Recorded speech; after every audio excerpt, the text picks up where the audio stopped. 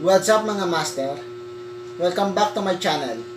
Sa ngayon, mag-unbox tayo ng bagong cellphone. At guess what? This is HUAWEI Nova 5T from Smart. HUAWEI Nova 5T. Ang bagong labas ngayon. This month lang, bagong labas lang to. So, ang feedback nito is maganda daw ang camera. Ayan. So, ang camera is 4. Sa 2, 3, 4. Ayan. Gilid niya. And then, volume, power.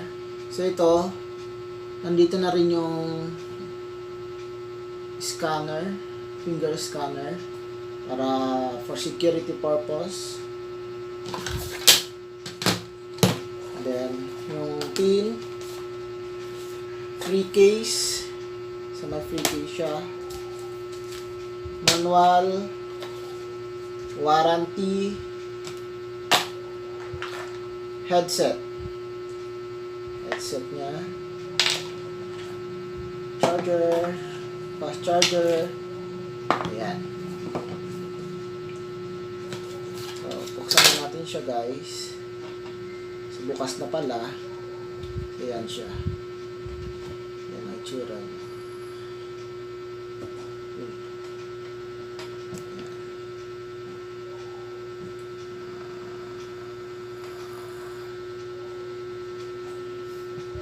So, okay naman siya.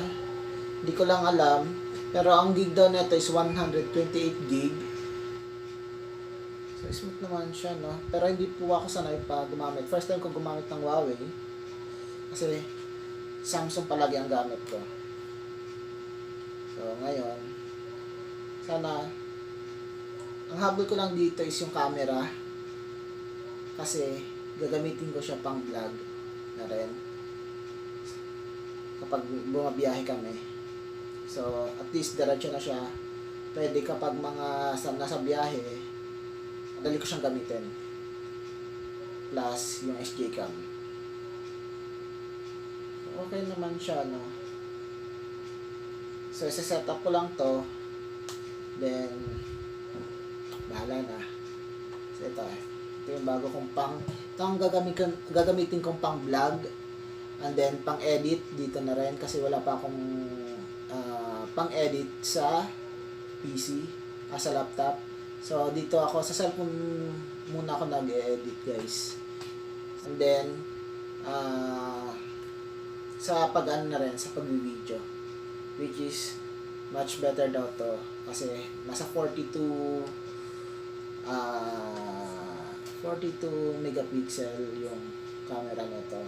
So, itatry ko rin. Then, yung harap rin daw, mataas ang ano rin daw ng megapixel sa harap. So, swak siya sa pang vlog. Yan. Kasi dito yung specs niya eh. Hindi ko mahanap. Puro mga Chinese eh. Chinese. So, yan. So, itong laman ng box niya. Charger, headset, then unit, then free case.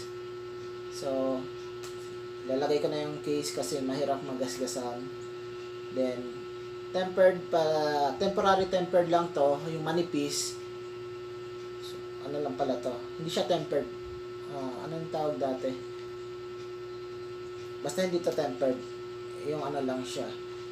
Yung bilang, ay papalagyan ko pa ng tempered. Malaking tulong guys yung maglagay ng tempered glass sa cellphone kasi kahit mabagsak siya at least hindi maapektuhan yung screen at kung magasgasan man hindi siya nagagasgasan.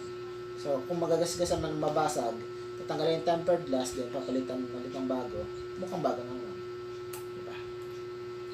So Yun lang guys. See you on next vlog. Bye bye.